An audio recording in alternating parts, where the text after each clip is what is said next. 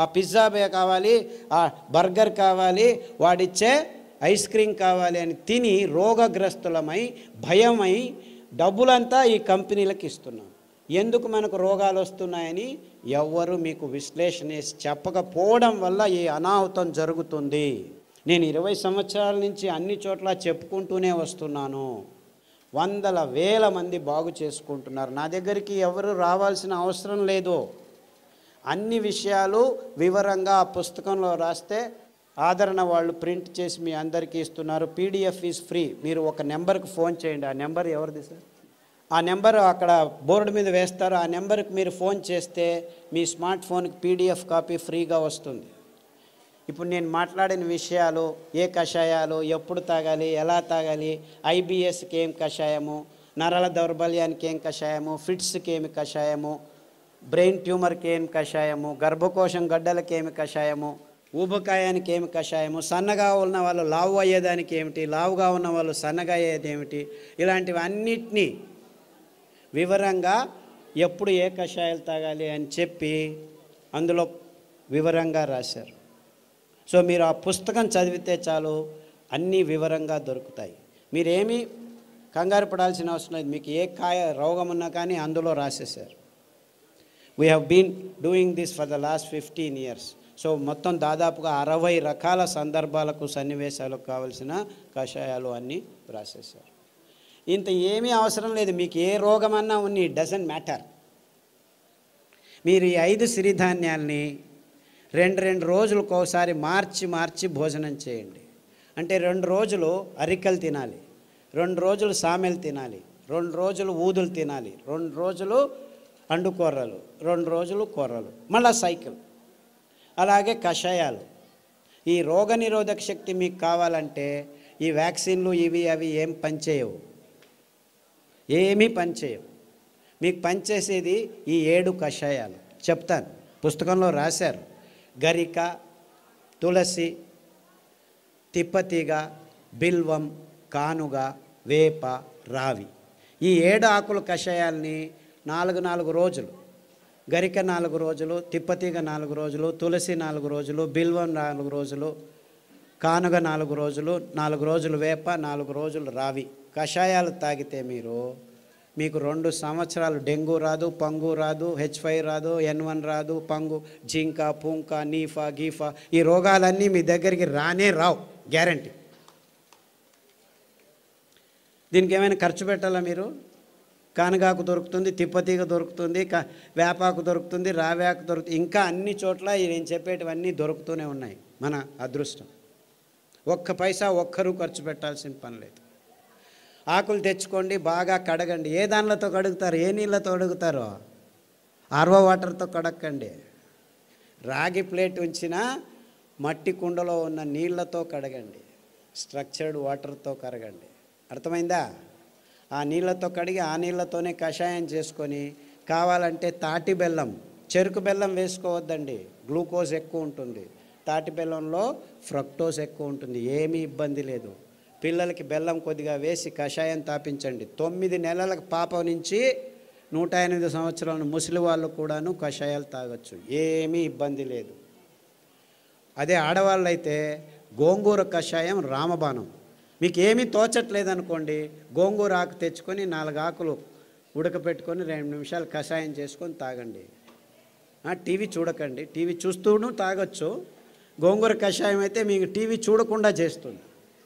మీకు ప్రజ్ఞ ఎక్కువ అవుతుంది, రోగనిరోధక శక్తి ఎక్కువ అవుతుంది, అద్భుతమైన రక్తహీనత నుంచి దూరంగా చేసేదానికి వీలవుతుంది, వైట్ డిశ్చార్జ్ తక్కువ అవుతుంది. ఇలాంటి మీ సమస్యలన్నీ 99% గోంగూర కషాయంతో మాయమైపోతాయి.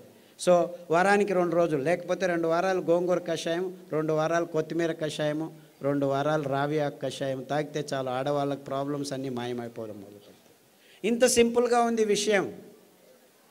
ఇన్ఫ్యాక్ట్ ఇంత సింపుల్గా ఉందని నేను చెప్పేది ఎవరు నమ్మరు. మొదలు అందరూ అలాగనే వాళ్ళు. ఇన్ఫాక్ట్ ఒక డాక్టర్ లేచి నేను 2 గంటలు లెక్చర్ ఇచ్చిన తర్వాత, ఓ ఈజ్ దట్ సో సింపుల్ అన్నాడు. I said it is much simpler. 2 గంటలు అవసరం లేదు, 2 వాక్యాల్లో చెప్తాను నేను. 2 వాక్యాలు. రోజుకు 1 గంట నడవండి, వీలైతే పొద్దున 15 నిమిషాలు, సాయంకాలం 15 నిమిషాలు ఇంత అద్భుతమైన పదార్థాలని ఇప్పటికీ ఇస్తున్నాడు దేవుడు. ఎన్ని పాపాలు చేసినా మనము ఆ దేవుణ్ణి ఒక 15 నిమిషాలు పొద్దున్న లేచి ధ్యానం చేయండి, సాయంకాలం పడుకునే ముందు ఒక 15 నిమిషాలు ధ్యానం చేయండి. తర్వాత సిరిధాన్యాలను తినండి, గోధుమలను తినకండి, బియ్యం తినకండి, పాలు తాగకండి, చక్కెర ముట్టద్దండి, గుడ్లను కూడా చూడొద్దండి. పాపం అవేమో పిల్లల కోసం గుడ్లు పెట్టుకుంటున్నాయి, మీరు వెళ్ళి రాక్షసులాగా తినకండి. దానిలో గుడ్లు దానిలో ఉండనివ్వండి. లేదు చేపలు చాలా మంచివి, జలపుష్పాలు తినొచ్చని కొందరు స్వామీజీలు కూడా చెప్పడం మొదలుపెట్టారు. దాంట్లో మీకు దొరికేది పాదరసము, మెర్క్యూరీ తప్ప ఇంకేమీ దొరకదు. అంత భయంకరంగా ఉంది. బుద్ధిమాంద్యం పోదు కదా, బుద్ధిమాంద్యులు అవుతారు. మీ పిల్లలు బుద్ధిమాంద్యులు కాకుండా పుట్టాలంటే కొర్రలు తినండి, అండు కొర్రలు తినండి, అరికెలు తినండి, సామెలు తినండి, అరటి బోధ కషాయము, పసుపు కషాయము గర్భిణిగా ఉన్నప్పుడు తాగండి, పిల్లలకు తాగించండి. మీ పిల్లలు బుద్ధిమాంద్యులు అయిపోయి సూక్ష్మగ్రాహీలు అవుతారు. ఇన్ఫ్యాక్ట్ ఫిట్స్ వచ్చి కత్తి చాకు తీసుకొని చంపేస్తాననే పిల్లవాడు, ఆ తల్లిదండ్రులు కత్తి చాకు తీసుకొని చంపేదానికి పోయే పిల్లవాడు పసుపు కషాయము, రావి ఆకు కషాయము, శొంఠి కషాయం తాగిపించి అండు కొర్రలు తినిపించడం మొదలు పెడితే ఇప్పటికి 12 సంవత్సరాలైంది, 10వ తరగతి ఫస్ట్ క్లాస్లో పాస్ అయ్యాడు. ఇలా 100 కేసులు ఉన్నాయి. అంటే ఫిట్స్ కోసమని టెగ్రిటాలు, వాల్ప్రోయిక్ యాసిడ్, ఫ్రిజియం ఇవ్వడం మొదలు పెడతారు పిల్లలకి.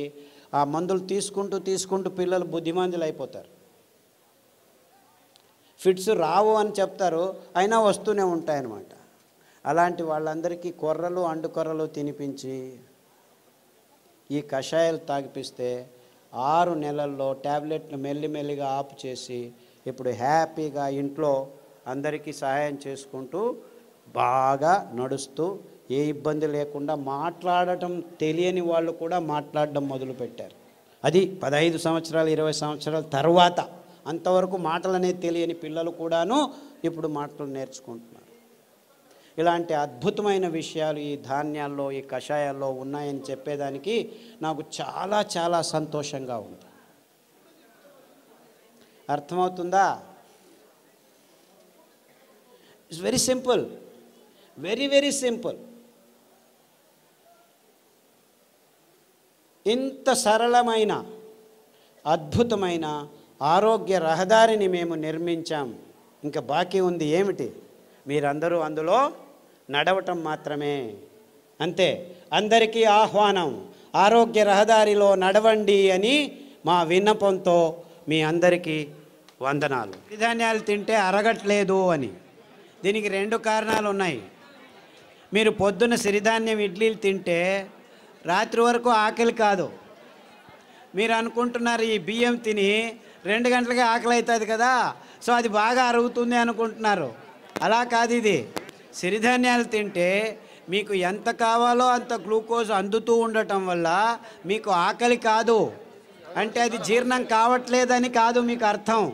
అందరికీ ప్రాబ్లం అది. అంతేకాకుండా మీరు సిరిధాన్యాల్ని బియ్యంలాగే కుక్కర్లో వేసి పుస్ అని 4 కూగులు కూగించేస్తే రాదనమాట. అది ఉడకదు. రాత్రి నానబెట్టి పొద్దున ఉడకబెట్టుకోవాలి. కనీసం 3 గంటల నుంచి 6 గంటలు నానబెట్టాలన్నమాట. నానబెట్టి వండితే ఆ ధాన్యం తింటే మీరు హ్యాపీగా ఫీల్ అవుతారు, ఆరోగ్యంగా ఉంటుంది. సిరిధాన్యాలు చిన్న పిల్లలు, 9 నెలల పిల్లలు కూడాను జీర్ణించుకోగలరు, ఏమీ ఇబ్బంది లేదు. కానీ మీరు వంట వండే విధానంలో మార్పు రావాలి, నానబెట్టి వంట చేయాలి. హలో సార్, మేము dialysis patient, kidney infection. Hello, కిడ్నీలో చాలా రకాలైన ఇబ్బందులు ఉన్నాయి. ఒకటి కిడ్నీలో రాళ్ళు రావటం, కిడ్నీ నుంచి యూరిక్ యాసిడ్ ఎక్కువ ఉండటం, క్రియాటినిన్ ఎక్కువ కావటం, డయాలసిస్కి పోవటం ఇలాంటివి. తర్వాత ప్రోటీన్లు ఎక్కువ కారటం, లావుగా ఉండిపోవడం, ముఖంలో వాపు రావటం, ఇవన్నీ కిడ్నీకి సంబంధించిన రోగాలు. కాలు కూడా ఇంత లావు నీళ్లు ఊరుకోవడం, ఇవన్నీ ఇబ్బందులకి చాలా సరళమైన పద్ధతి. అరికెలు 3 రోజులు, సామెలు 3 రోజులు గంజి రూపంలో తాగాలి. మార్చి 9 వారాల్లోనే మీకు ఈ ప్రాబ్లమ్స్ అన్నీ బాగవుతాయి. దానికి తోడు రణపాల ఆకు, పునర్నవ ఆకు, కొత్తిమీర ఆకు కషాయం వారం వారం మార్చి తీసుకుంటే 9 వారాల్లో మీకు అంతా బాగవుతుంది. వీక్లో డయాలసిస్ 2 times మాకు అది తగ్గిపోతూ వస్తుందమ్మా. ఇన్ఫ్యాక్ట్ చాలామంది డయాలసిస్ చేసుకున్న వాళ్ళు 1 సంవత్సరంలో డయాలసిస్ నుంచి దూరం కావచ్చు.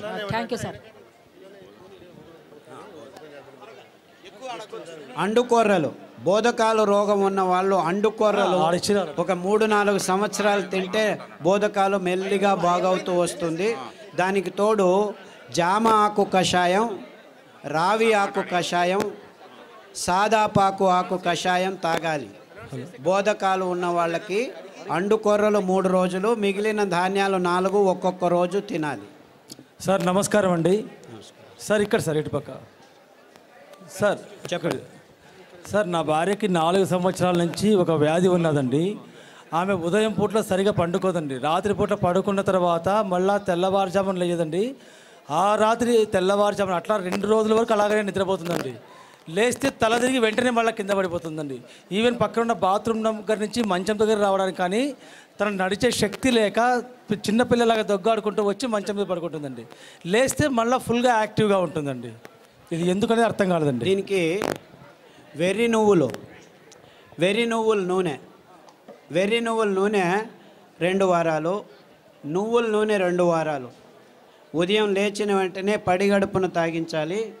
దానికి తోడు మారేడు ఆకుల కషాయం, బిల్వపత్రం కషాయం అంటారు. మారేడు బిల్వం 2 ఒకటే. గరిక కషాయం, పసుపు కషాయం, సాదాపాకు కషాయం వారం వారం మార్చి తాగించండి. అండుకొర్రలు 3 రోజులు, మిగిలిన ధాన్యం ఒక్కొక్క రోజు. ఇలా తినిపిస్తే 6 వారాల్లోనే తేడా కనిపిస్తుంది. 6 weeks all that it takes. 6 నెలల్లో పూర్తిగా బాగవుతుంది. రక్తపు క్యాన్సరు, గర్భకోశం క్యాన్సరు, మెదడు క్యాన్సరు, ఎముకల క్యాన్సరు, ఇలా 14 రకాల క్యాన్సర్లు పుస్తకంలో పట్టీలో రాశారు. దాంట్లో ఉన్న ఆహారం కషాయాలు వాడితే 6 వారాల్లోనే తేడా రావటం జరుగుతుంది. 6 నెలల్లో చాలా మటుకు మీకు గుణముఖులు అవుతారు. సార్ నాకు ఒట్టిగో డిజినెస్, తల తిరగడం, మళ్ళీ ఇది ఒకటి ఉంది సార్. ఇది బ్రెయిన్ కొంచెం. సాదాపాకు కషాయము, పసుపు కషాయము, అరటి బోధ కషాయము. తర్వాత ఈ వర్టిగో ఉన్నవాళ్ళు చాలామందికి ఈ తంబాకు అంటే పొగాకు, సిగరెట్లు కానీ ఈ లోపల నోట్లో పెట్టుకోవడం కానీ అలవాటు ఉన్న వాళ్ళకి ఈ వర్టిగో ఎక్కువగా ఉంటుంది. అంటే మీరు దాని నుంచి బయటపడాలంటే చేయాల్సింది కానుగ ఆకు కషాయం, చమురు ఆకు కషాయం, రావి ఆకు కషాయం. ఈ 3 కషాయాలని మార్చి తాగాలి. అరికలు, సామెలు ఎక్కువగా తినాలి. సార్ నమస్కారం sir. Prostate cancer, lung cancer. ఇప్పుడు ఏమైందంటే లంగ్లో క్యాన్సర్ వచ్చింది, రేడియోథెరపీ, కీమోథెరపీ తీసుకుంటారు, అక్కడికి ఆగదు, ప్రోస్టేట్కి వస్తుంది. ప్రోస్టేట్కి తీసుకుంటే ఎముకలకు వస్తుంది. అంటే ఇది క్యాన్సరు ఇక్కడుంది, అక్కడుంది అని కాదు. క్యాన్సర్ మొత్తం దేహంలో ఉంది, ఒక్కొక్కసారి ఒక్కొక్క చోట బయటపడుతుంది అని అది అర్థం చేసుకోవాలి. కాబట్టి అన్ని క్యాన్సర్లకు మూలం ఒకటే. అందువల్ల మీరు పారిజాతము, రావి ఆకు, జామాకు కషాయాలు అన్ని క్యాన్సర్లకు బేస్గా ఉండాలి. ఈ 5 ధాన్యాల్ని 2 రోజులు తినడం మొదలు పెట్టండి. 6 వారాల నుంచి 6 నెలల్లో మీకు గుణముఖుడవడం మొదలు పెడతారు. 2 సంవత్సరాల్లో పూర్తి క్యాన్సర్ మీ దేహం నుంచి బయటపడిపోతుంది. ఏమీ ఇబ్బందులు ఉండకుండా జరుగుతుంది. బ్రెయిన్ స్ట్రెంగ్తింగ్ చేసి అదే చెప్పాను కదా, సాదాపాకు, పసుపు కషాయాలన్నీ ఈ నర దౌర్బల్యానికి జరిగినదానికి. తర్వాత నువ్వుల నూనె, వెర్రి నువ్వుల నూనె తాగండి. ఐబిఎస్ పుస్తకంలో రాసాము. ఐబిఎస్, క్రాన్స్ డిసీజు, కొల్లైటిస్ ఇవన్నీను లిస్ట్ చేశాము. పుస్తకంలో పట్టీలో ఉంది, గమనించి వాడండి. నమస్కారం సార్. సార్ నమస్కారం సార్. సార్ పాలు కాకుండా పాల ఉత్పత్తులు, పెరుగు, మజ్జిగ. పాలు లాక్టోబాసిల్లస్ తోడుకు పెరుగుకు వేసుకుంటే అందులో ఉన్న కెమికల్స్ అన్నీ నిర్నామం అయిపోతాయి ఫర్మెంటేషన్ వల్ల. అంతేకాకుండా మనకు పాలు, కొబ్బరి పాలు అతి అద్భుతమైన పాలు, అన్ని రోగాలను దూరం చేస్తాయి. నువ్వుల పాలు ఇంకా మంచిది, రాగి పాలు మంచిది. సో మనకు ఒక్క పాలు కాదు, కొబ్బరి పాలు అతి అద్భుతమైన పాలు. పిల్లల రోగాలన్నీ దూరం అయిపోతాయి, రోగనిరోధక శక్తి ఎక్కువ అవుతుంది, జీర్ణశక్తి బాగుంటుంది, మెదడు రోగాలు రాకుండా ఉంటాయి. సో మీరు పాలకు పర్యాయం అంటే చాలా పాలు ఉన్నాయి. కొబ్బరి పాలు, నువ్వుల పాలు, రాగుల పాలు, సజ్జల పాలు, ఇలా 4-5 రకాల పాలు. దానిలో నుంచి పెరుగు కూడా చేసుకోవచ్చు, ఏమీ ఇబ్బంది లేదు. సార్ నమస్కారం అండి, నా పేరు పూల రమణ సార్. ఈ పరిసర ప్రాంతాల్లో మాకు రాగిడి భూములు ఎక్కువ సార్. సో ఈ ప్రాంతంలో మేము ఎక్కువగా జొన్నలు పండిస్తుంటాం, జొన్నలు, రాగులు, సద్దలు పండిస్తుంటాం. వాటి గురించి కూడా మీరు కొంచెం దయచేసి వాటి వివరణ కూడా ఇవ్వాలి. పుస్తకంలో రాశారు తటస్థ ధాన్యాలని. ఎందుకు మీరు రాగులు, సజ్జలు, జొన్నలే ఇంకా పెంచుతున్నారంటే కారణం ఇంతే. ఇది చాలా టెక్నికల్ రీజను, ప్రాక్టికల్ రీజను. రాగులు, సజ్జలు, జొన్నలు నగ్న బీజాలు అంటారు. అంటే దానిల మీద కవచం ఉండదు. అంటే దాన్ని మీరు మిషన్కి తీసుకెళ్ళి డీహస్కింగ్ చేయాల్సిన పని లేదు.